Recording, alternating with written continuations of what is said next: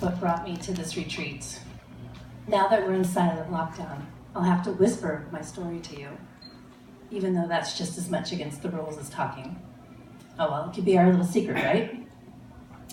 I'm here because I had nothing left to lose. Almost 1 full year ago, my husband Nick left me, 2 weeks before our 18th anniversary. But strangely, I didn't feel anything at that point. It took breaking up with Jonah 6 months later to get my ass in this convent. Because having someone to dress up for, get waxed for, buy new underwear for, my God, that was fun. It had been forever since I dealt in those methods of seduction. Even though from the start, I knew that any time with Jonah would have to be stolen. It was worth it, because I had something to live for again. He was new in town, 26 years old. I had just turned 42. Oh, what joy it was to take him out and show him around, to plunge headfirst in discovery of another human being. I could finally feel my skin again when I felt his against mine. The generosity he showed me. It was a sheer revelation after 21 years with Nick. Until Jonah, I never knew anyone so sexually bestowing, let alone someone closer in age to my daughter than to me. One time we booked an hour at the private outdoor hot tubs on Piedmont, the perfect place for a still, mild winter evening in Oakland. We lounged together in silence under the stars and redwoods for at least a half hour before he made a move to kiss me. And then my legs were twined around his neck for the next half hour while he devoured me, seemingly without coming up for air. Had it not been for the hot tub next door, I would have yodeled with pleasure and relief. But thanks to Nick, I'd gotten very good at keeping a lid on things. Jonah and I went out for kimchi tofu soup once our time was up at the hot tub. Sitting like twins conjoined at the thighs, the last drops evaporating on our skin, felt as calming as the stew was invigorating. We barely talked, we didn't have to. It was a more companionable dinner than any with Nick since Fiona was born 17 years ago. Despite how easy it was to be with Jonah, I couldn't relax, terrified I might run into someone from Fiona's school and have to explain my relationship to this exquisite young man. I had no desire to publicize my indulgent post-divorce affair. He was too perfect, tall and slim and golden, like an Oscar. Everyone would assume I was paying him. I'll admit it sometimes left me feeling less than.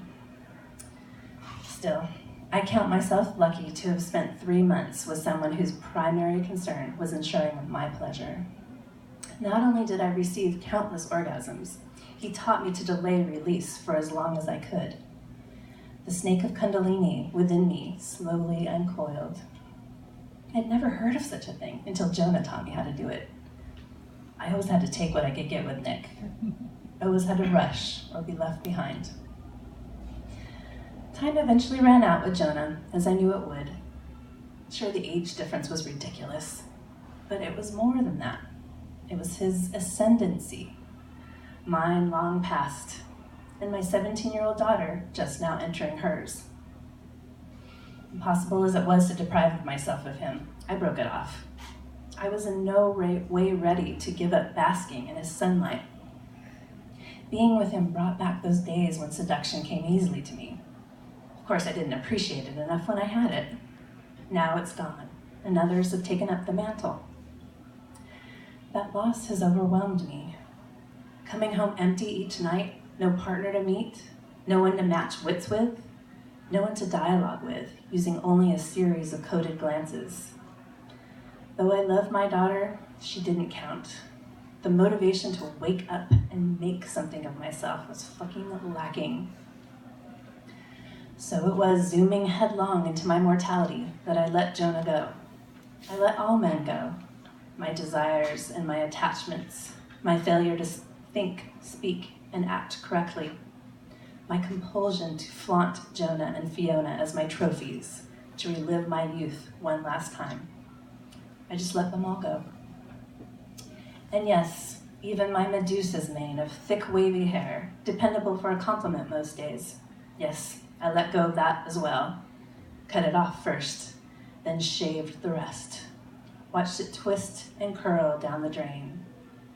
I gave it all up, because losing everything was all I had left to give. Without these attachments, I am free.